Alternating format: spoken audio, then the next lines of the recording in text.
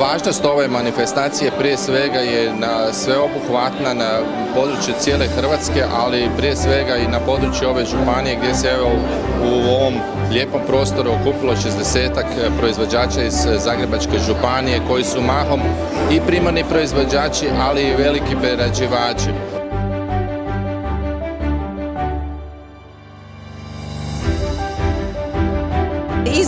Izuzetno kvalitetno druženje. Podržavam način komunikacije i prezentacije, da se ljudima pomogne, da ljudi zaista ono što su si zacrtali da ostvare te svoje planove. Naravno uz pomoć ministarstva, uz pomoć ljudi, uz pomoć agencije, da zaista mogu konzumirati ta sredstva koja nam se nude na pladnju, a nisu dovoljno iskorištena.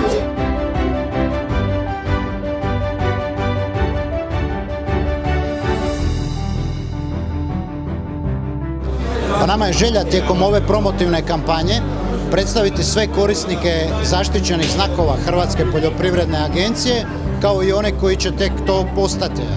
S jedne strane želja nam je predstaviti sva obiteljska poljoprivredna gospodarstva koja već koriste naše znakove, a s druge strane također onaj dio poljoprivredno-prehrambene industrije koji svoju proizvodnju naslanja na domaću poljoprivrednu proizvodnju.